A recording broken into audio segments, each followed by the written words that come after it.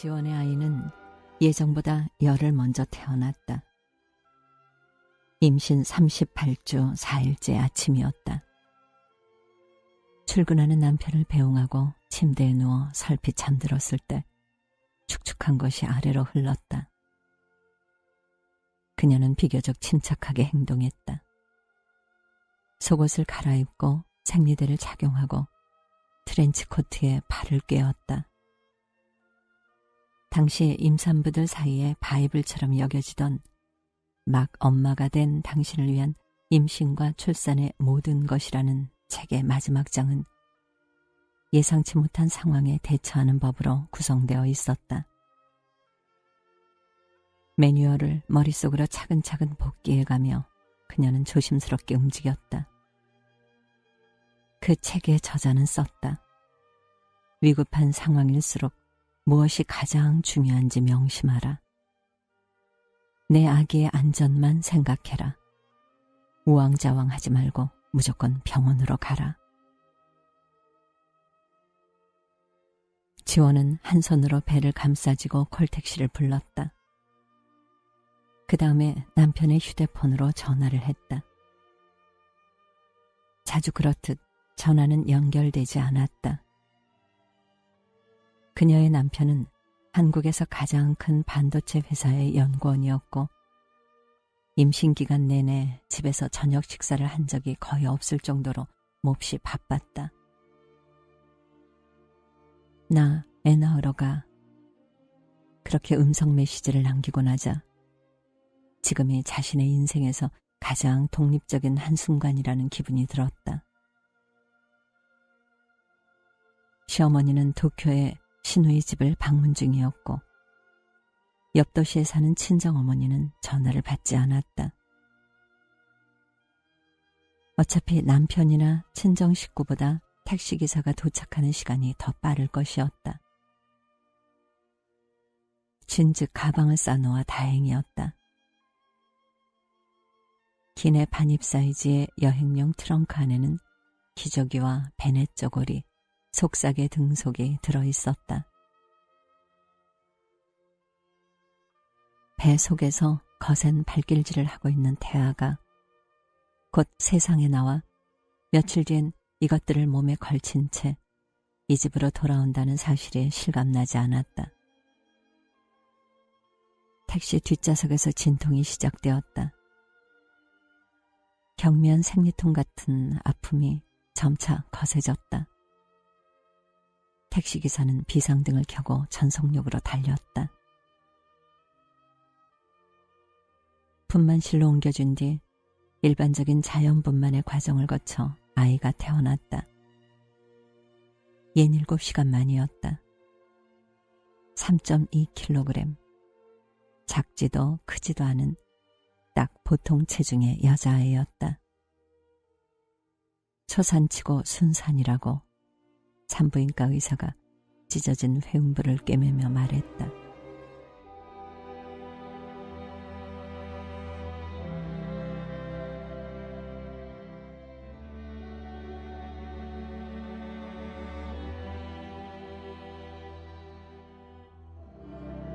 만 16이 될 동안 아이가 반드시 순하게 자라준 것만은 아니었다.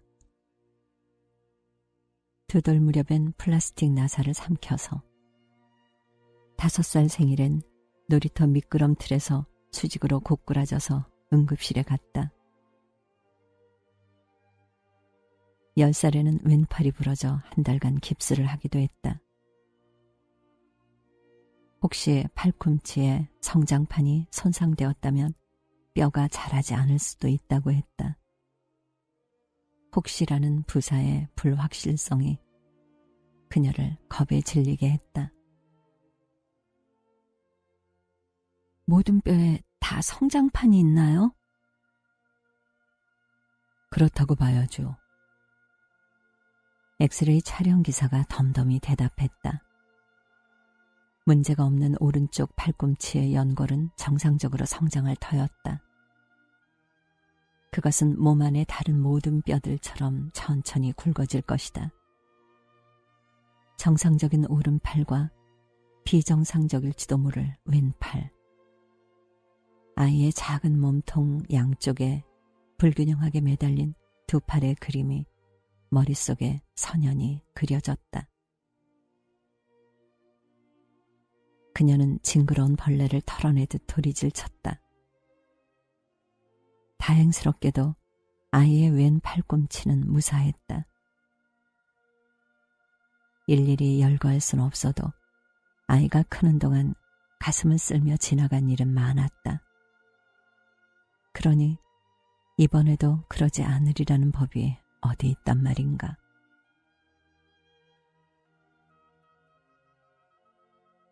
아이는 지금 피대학병원에 입원해 있다. 5층의 산부인과 병동이었다. 같은 층에는 신생아 중환자실과 분만실이 있고 길고 어둑한 복도를 지나 모퉁이를 돌면 입원실이 나왔다. 신생아 중환자실에서 입원실까지는 30m쯤 떨어져 있었다. 그 모퉁이를 돌지 못하고 지원은 아무 의자에나 주저앉았다. 걸음을 옮길 수 없었다. 병실은 여기처럼 건조할까? 그렇지 않을까? 아이는 잠들어 있을까? 그렇지 않을까? 어서 딸에게 가야 한다는 걸 알면서도 몸이 움직여지지 않았다. 시간이 많지 않습니다. 조금 전 신생아 중환자실에서 만난 의사는 지원을 보자마자 말했다. 그는 이런 경우 의식적으로 보호자의 눈을 똑바로 바라보며 이야기해야 한다는 원칙을 가진 것 같았다. 보호자께서 조속한 결정을 내리셔야 저희가 어떤 조치든 취할 수 있습니다. 지원은 입술을 달싹해 보았지만 결국 아무 말도 하지 못했다. 그 새벽 그녀의 딸이 낳은 아기는 임신 24주께로 추정되었다. 여아였고 쇠고기 한 근반도 안 되는 무게였다. 아기는 정확히 792g이었다. 신생아실과 신생아 중환자실의 아기들은 모두 공평하게 산모의 이름으로 불렸다. 신생아 중환자실의 5번 인큐베이터 앞에는 김보미 아기라고 또박또박 적힌 스티커가 붙어 있었다. 김보미 아기의 보호자의 보호자. 그것이 지원이 지금에야 알게 된 자신의 새 이름이었다.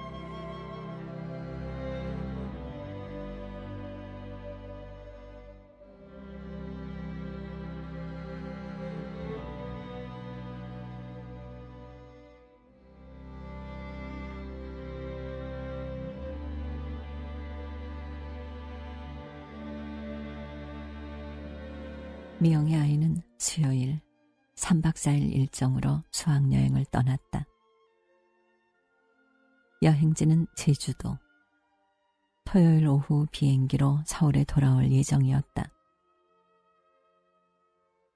남자친구에게 우리 집 비는데 라고 말하고 나서 미영은 자신이 마치 대학 신입생 같은 말투를 사용했음을 깨달았다. 남자는 허허 사람 좋게 웃었고 그녀의 간접적인 초대를 수락했다. 그들은 밤을 완전히 함께 보내는 사이는 아니었다. 그녀가 남자와 나눌 수 있는 밤은 일부뿐이었다. 미영은 남자의 집에 종종 갔지만 남자가 그녀의 집에 온 적은 없었다. 남자는 혼자 살았고 그녀는 아들과 같이 살았다. 정부에서 중고생 대상 학원의 심야 수업을 규제하는 법령을 제정한 것은 여러 해 전이었다. 미영의 아이가 다니는 학원은 밤 10시면 문을 닫았고 그 애가 탄 셔틀버스가 아파트 단지 앞에 도착하는 시간은 밤 10시 30분이었다. 그녀는 매일 밤 아이의 귀가 시간에 맞추기 위해 노력해왔다. 설령 가끔 시간을 놓치더라도 외박만은 한 번도 한 적이 없었다.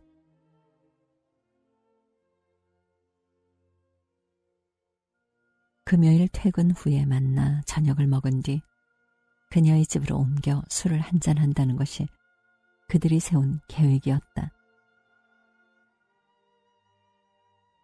내가 저녁 차려줘도 되는데 미영이 머뭇거리며 하는 말에 남자가 괜찮아, 말만 들어도 고마워라고 화답했다. 전 남편이었다면 곧바로 그럼 그럴래라고 응수해 왔을 거였다. 전 남편과 다르다는 이유만으로 누군가에게 이끌리는 시기는 지나갔다. 그녀는 이제 어떤 사랑에도 생로병사가 있다는 것을 알았지만 상대에 따라 그 단계들을 유보시킬 수 있다는 것도 알았다. 남자는 미영이 근무하는 부동산 업체의 고객이었다. 그는 80평짜리 사무실을 실물도 보지 않고 계약했다. 적당한 곳이 있는지 전화로 확인하곤 곧바로 계약금을 송금한 손님은 처음이었다. 나중에 만났을 때 이유를 묻자 이혼 절차가 너무 복잡해서 그 밖에 다른 일들은 속전속결로 해치우며 산다는 대답이 돌아왔다. 그녀는 미소 지었다. 이게 재밌는 이야기인가요? 아니요, 저도 그랬으니까요. 이번엔 남자가 미소 지었다. 그녀는 고객 앞에서 이유 없이 웃거나 이혼 경험을 훈장처럼 밝히곤 하는 여자는 아니었다. 만약 그 남자가 마음에 들지 않았더라면 그러지 않았을 것이다. 부동산 경기는 매년 더 나빠지기만 했고 아이는 점차 커갔다. 아이를 위한 돈은 점점 많이 필요할 것이고 아이는 금세 엄마 곁을 떠날 것이다. 이 이율배반적인 두 가지 과정 모두가 그녀를 두렵게 했다. 미영은 이제 여러 가지 의미에서 제대로 된 누군가를 만나야만 하는 때라고 생각하고 있었다. 1년이 흐르는 동안 그들은 애인 사이가 되었고 미영의 아이는 고등학생이 되었으며 남자의 이혼 소송은 여전히 진행 중이었다.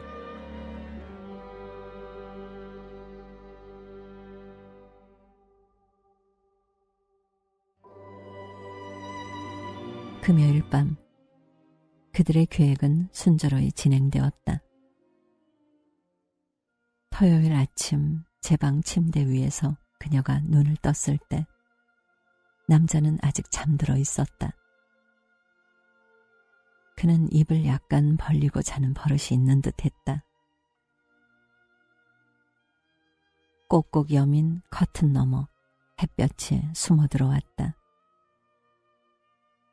늘어진 턱살 탓일까? 무방비 상태의 남자는 평소보다 늙고 지쳐 보였다. 매일 아침 그래왔던 듯 그녀는 남자의 어깨까지 이불을 끌어올려주고 방을 나섰다. 작은 거실은 고요했고 아이의 방문은 닫혀 있었다.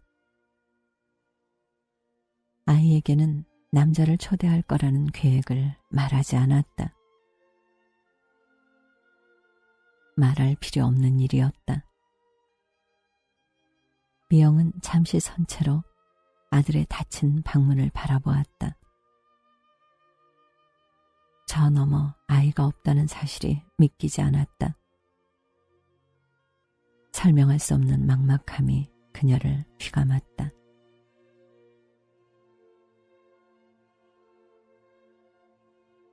그녀는 아침 식사 준비를 시작했다. 감자 껍질을 벗겨 물에 담가 놓고 냉장고에서 새우를 꺼냈다. 제철인 대하는 H백화점의 프리미엄 식품관에서 구입한 것이었다. 집 근처 대형마트는 자정까지 문을 열었지만 거기에는 남자가 좋아하는 두툼하고 알 굵은 새우가 없을 것 같았다. 그곳 청가물 코너의 채소들은 늘 시들시들했으며 정육 코너 냉장 진열대에는 2플러스 한우를 눈 씻고도 찾아볼 수 없었다. 크리스마스 즈음의 와인 코너에는 작년 크리스마스에 괴짝으로 들여온 싸구려 와인들이 실온에 아무렇게나 쌓여 있곤 했다. 사시사철 검은 등산복 바지를 입는 늙은 남자들이 그 앞에서 망설이고 있는 모습을 보면 귀에 대고 소리쳐주고 싶었다. 그거 사지 마세요. 코르크 마개를 따자마자 썩은 냄새가 진동할 거예요. 마개를 비틀기만 해도 작은 코르크 가루가 우수수 부서져 내릴 거라고요.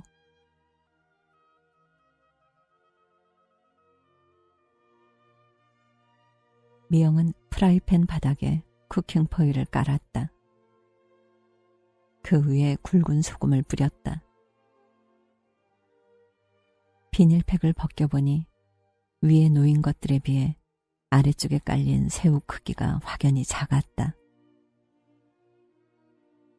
반짝거리는 은빛 포일 위에 새우를 가지런히 올려놓고 가스레인지에 불을 켰다.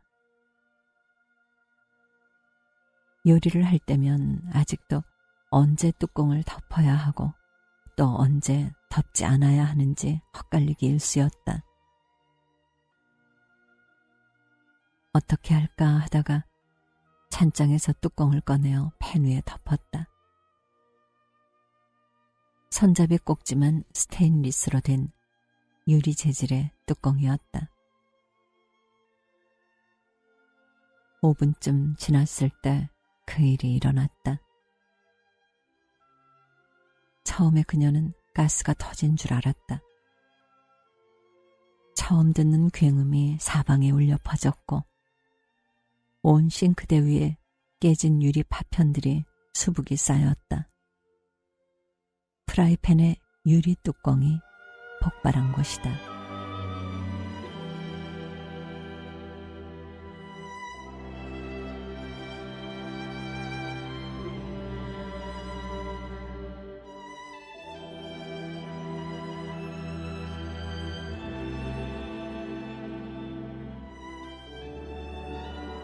지옥 속에서도 희망을 가져야 하는 게 인간으로서의 의무라면 지원의 희망은 딸이 쓰러진 것이 수학여행 중이 아니라 여행에서 돌아온 날 밤이라는 것뿐이었다.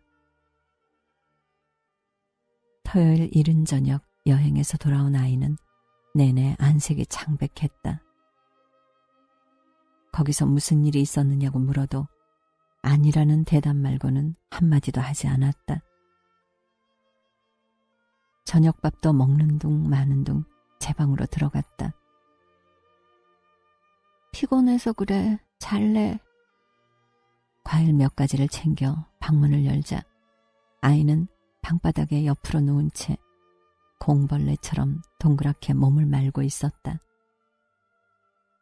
짧은 바지 아래로 맨 허벅지가 훤히 드러났다. 춥다. 얼른 침대 위로 올라가. 지원의 잔소리에 아이는 억지로 몸을 일으켰다. 움직임이 이상하게 영 둔했다. 엄마, 불 좀 꺼줘. 아이가 높낮이 없는 음성으로 부탁했다.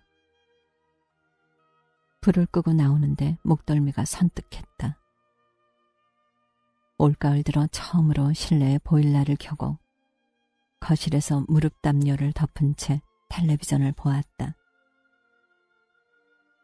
TV에서 지루한 토크쇼가 이어지는 동안 중국 출장 중인 남편에게서 전화가 한 통 왔고 대학 동창이 급작스러운 부군상을 당했음을 알리는 단체 메시지가 한 통 왔다. 남편은 아이가 무사히 잘 다녀왔는지를 물은 다음 내일이 자기 부모의 결혼 기념일이니 잊지 말고 꼭 꽃바구니를 챙기라고 당부했다.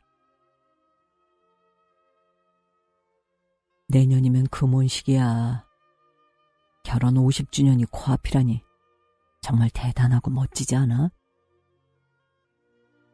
응, 그러네. 남편이 당신 혹시 졸다 깼느냐고 물어왔다. 그녀는 성의 없이 대꾸했다. 대학 동창 남편의 부음을 알리는 문자 메시지에는 미안한데 5만 원만 대신 내줄래? 라고 답장했다. 저쪽에서 웃고 있는 이모티콘과 함께 은행 계좌번호가 적힌 메시지가 왔다. 빈소에 갈 시간을 내기가 애매하기도 했지만 가깝지도 멀지도 않은 사이의 친구가 창졸간에 당한 불행을 눈으로 직접 확인 사살하는 증인이 되고 싶진 않았다. 딸이 방문을 밀고 나온 것은 자정깨였다. 봄이야. 지원이 아이의 이름을 불렀지만 아이는 대답하지 못했다. 그 애는 아랫배를 부여잡은 채 거의 혼절하기 직전이었다. 바닥에 나뒹구는 아이를 그녀 혼자 힘으로는 떠받치기도 힘들었다. 구급차를 불렀다. 아이는 식은땀을 뻘뻘 흘렸다. 엄마, 나 안 가. 병원 안 가도 된다고. 진짜야. 표본실의 청개구리처럼 사지를 잔뜩 오그라뜨리고서도 아이는 계속해서 뇌까렸다. 맹장이 터졌느냐는 지원의 물음에 119 대원은 잘 모르겠다고 대답했다. 가장 가까운 종합병원 응급실로 모셔다 드릴 테니까 정확한 진단은 의료진에게 받으십시오. 구급차 안에서 어쩌면 변비가 재발했을지도 모른다는 의심이 들었다. 어릴 적 아이에게는 만성 변비가 있었다. 채소를 잘 챙겨 먹지 않고 육류와 패스트푸드를 즐기는 어린이들에게 흔한 질환이었다. 지원의 딸은 탕수육을 먹을 때 단무지가 필요 없고 프라이드 치킨을 먹을 때 절임무가 필요 없는 식성이었다. 일주일간 대변을 보지 못한 아이가 소아과에서 관장을 받았던 사건을 까맣게 잊고 있었다. 너, 화장실은? 딸의 귀에 속삭여 보았지만 들리지 않는 것 같았다. 아파. 나 너무 아파. 엄마, 엄마. 아이는 애타게 엄마를 불렀다. 이 아이가 외치는 엄마는 진짜 나일까? 아니면 비명을 대체하는 습관적인 호명일까? 아이의 축축한 손을 꽉 잡은 지원에게 별스러운 의혹이 스쳤다.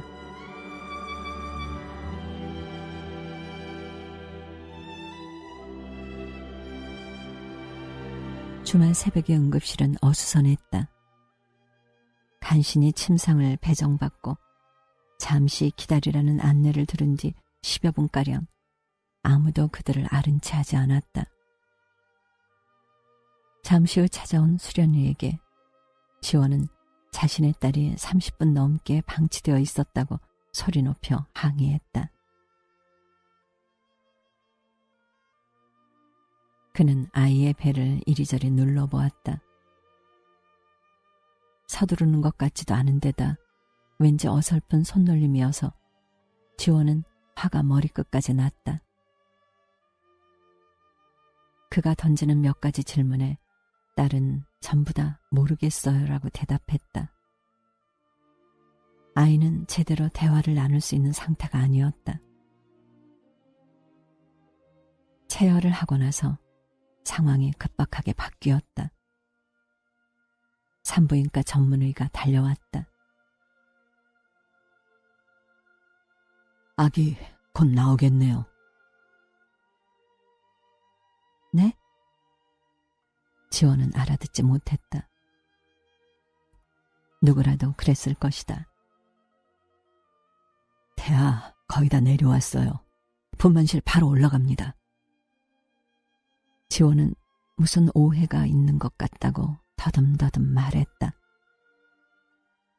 그 뒤를 이어 일어난 일들을 그녀는 잘 기억할 수가 없었다. 보미는 이동 침대에 실려 분만실로 옮겨졌다. 지원은 넋이 나가버렸고 자신이 아주 흉한 꿈을 꾸고 있다고 생각했다. 그러지 않고서는 그 시간들을 견딜 수 없었을 것이다.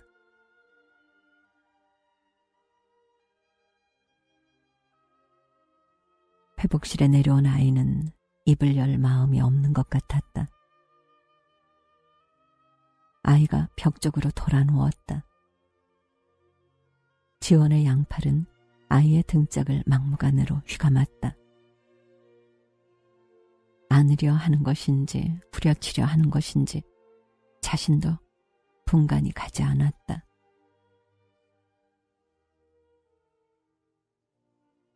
왜 말 안 한 거야? 왜 말 안 했어? 지원은 간절했고 아이는 꿈쩍도 하지 않았다. 아이의 넓은 등이 바위처럼 단단했다. 13살에 이미 지원의 키를 넘긴 아이였다. 다이어트를 해야겠다는 얘기를 입버릇처럼 하던 아이가 한동안 잠잠하다 싶었다. 이제 철이 좀 드나 보다 내심 반가웠었다. 지원은 깨름직한 기미를 느끼지 못한 스스로를 향해 세찬 사리를 느꼈다. 한 달만 빨리 알았더라도, 아니 어제만 알았더라도 일이 이 지경까지 오게 하지는 않았을 것이다. 태아가 24주가 아니라 30주가 넘었어도 지구 끝까지라도 끌고 가 수술시켰을 것이다. 거기 담겨있는 것을 감쪽같이 없앴을 것이다. 누가 그랬니? 아이의 남자친구 이름이 벼랑간 떠오르지 않았다. 얼굴도 떠오르지 않았다. 지원은 그 남자아이에 대해 생각해 본 적은 있었지만 심각하게 여긴 적은 없었다. 걔야? 걔 맞아?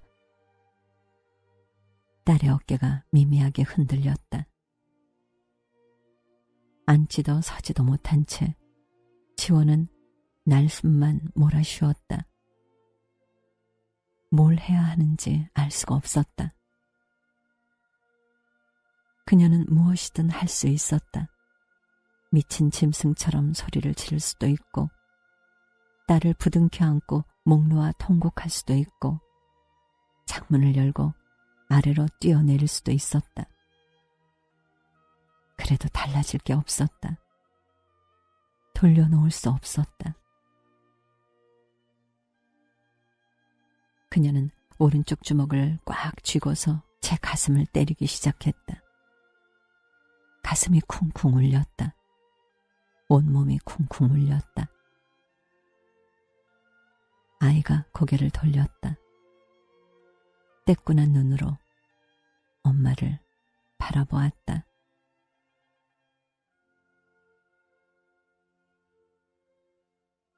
병실은 1인실로 결정했다. 이 아이를 산모들로 가득한 산과병동 6인실에 넣을 수는 없었다. 걔는 알아? 아이가 고개를 끄덕였다. 지원은 한껏 음성을 낮춰 다시 물었다. 그리고 또 아는 사람 있어? 아니, 우리만 알아. 우리라는 소리가 지원을 아연하게 만들었다. 남자아이는 일요일 길이 어둑해진 시간에 왔다. 병실에 들어오려는 것을 지원이 필사적으로 막았다. 점퍼에 딸린 후드를 깊숙이 뒤집어 쓴 소녀는 가만히 있어도 휘청거리듯 보일 정도로 말랐고 키가 퍽 컸다.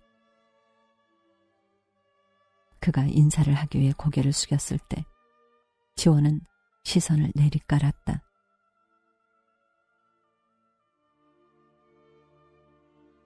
너 가라. 그녀는 바싹 마른 입술을 혀끝으로 죽이며 간신히 말했다. 내가 너 보고 있을 자신이 없어. 빨리 가.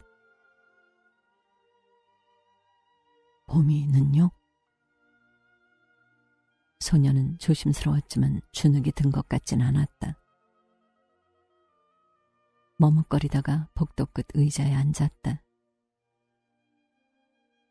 1시간 뒤에도 소녀는 그 자리에 있었다. 지원은 휴대폰을 만지작거리고 있는 그에게 다가갔다.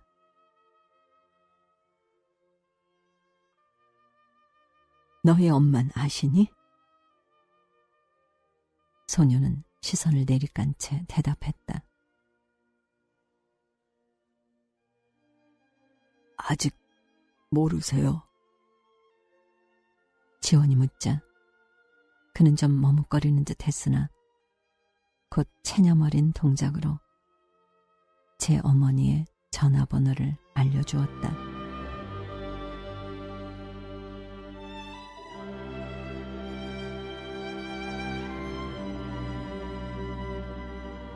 프라이팬은 국내 주방용품 브랜드인 M사의 제품이었다. 질 좋고 저렴한 코팅 냄비와 코팅 프라이팬을 생산해知名도를 높인 유명 업체였다. 토요일 고객센터에 전화는 연결되지 않았다. 업무 시간이 아니니 나중에 다시 걸어달라는 ARS 음성만 되풀이되었다. 폭발한 뚜껑에서 부서져 나온 유리 파편들은 미영의 부엌 모든 곳에 나라가 박혔다.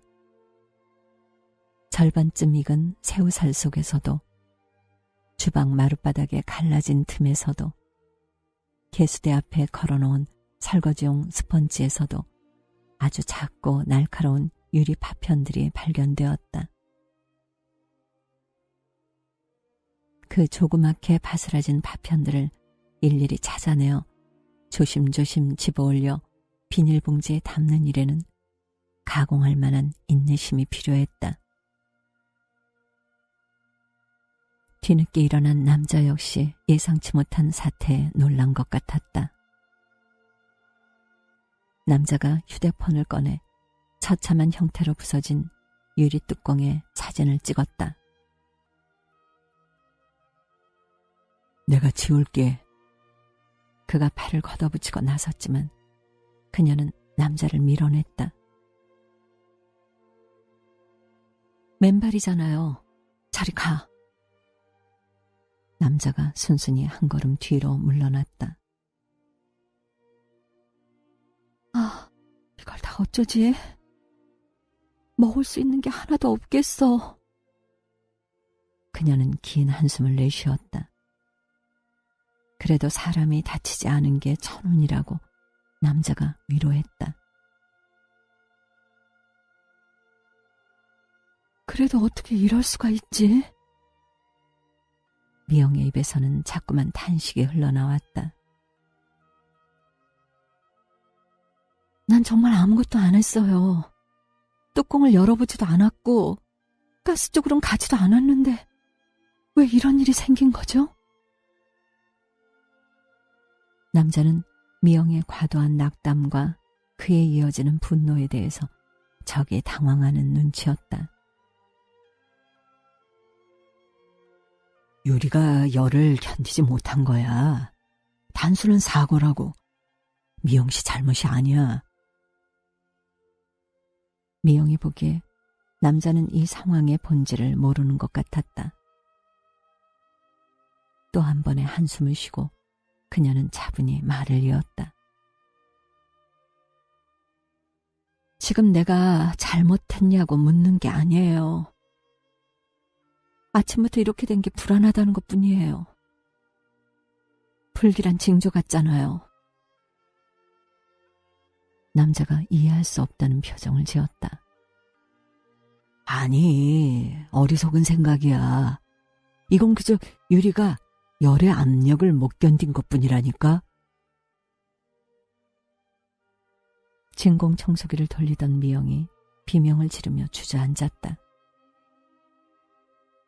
유리 파편이 박힌 듯 새끼 발톱 밑이 벌겠다. 이게 다 무슨 소용이냐고 그녀가 중얼거렸다.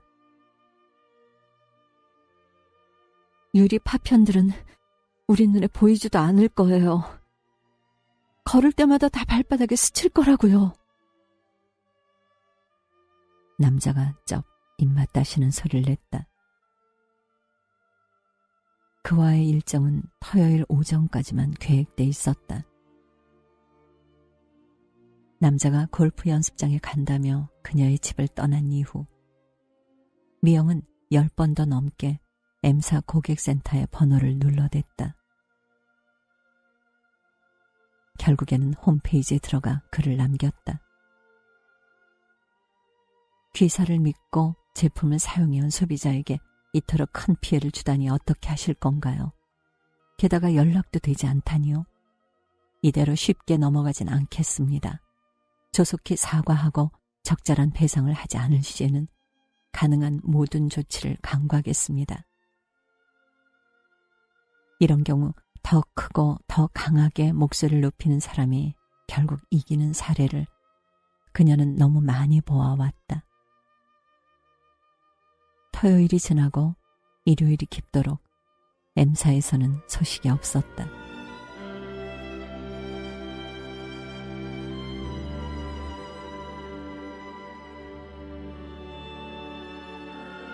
아이는 토요일 예정된 시간에 돌아왔다.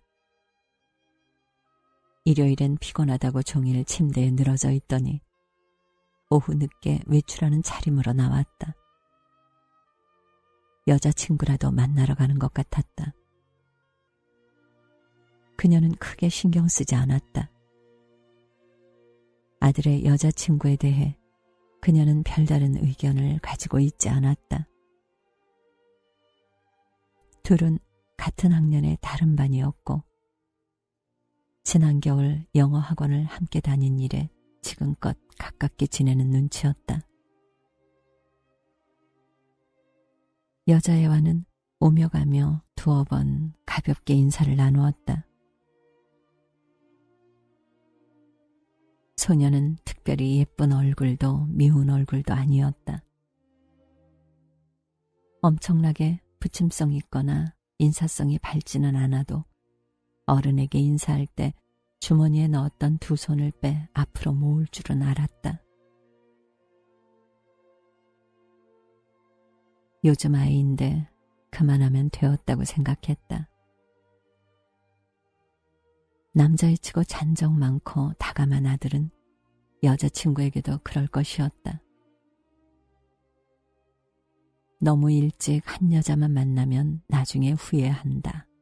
한 살이라도 어릴 때 다양한 사람들을 만나봐야 한다고 언젠가 제 외사촌 형이 반 농담 삼아 충고한 적이 있었다. 다 그런 건 아니야. 아들이 꽤 진지하게 대꾸했다.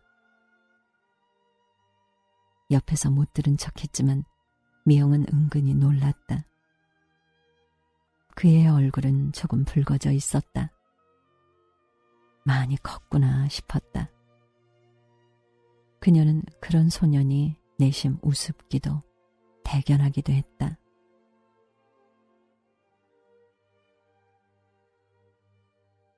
다음 날은 오전부터 바빴다. 틈을 내 M사 게시판에 들어가 보았다. 답글은 달려있지 않았다.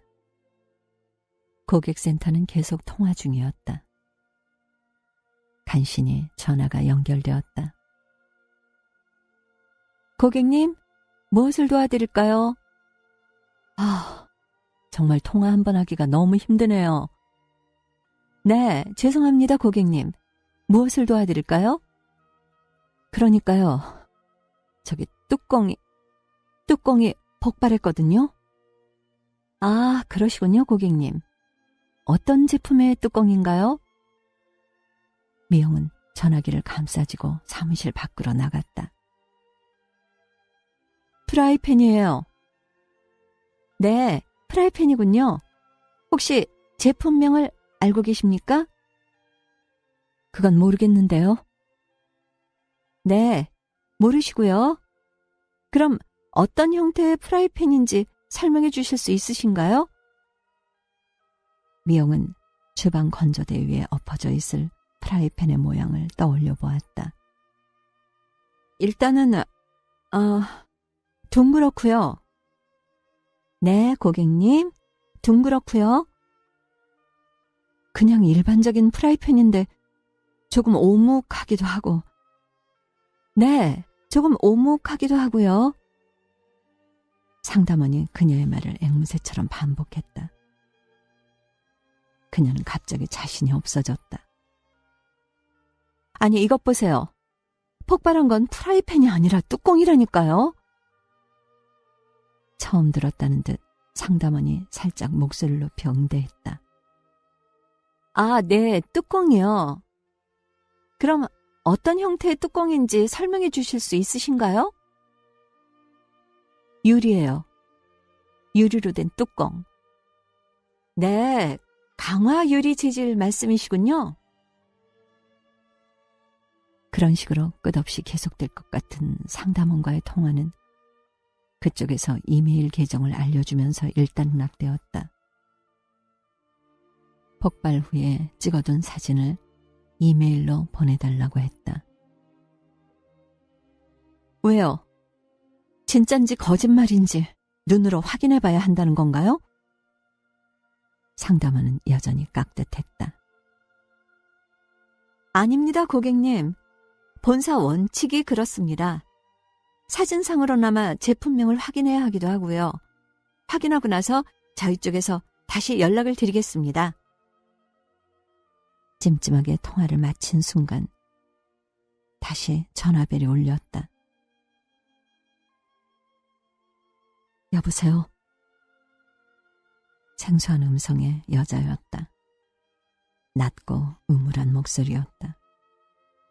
좀 전에 상담원과는 정반대였다. 승현 학생, 어머니 되시나요? 여자는 단호하기도 하고 절박하기도 했다. 미영은 그 여자가 말하는 내용을 절반은 알아듣고 절반은 알아들을 수가 없었다.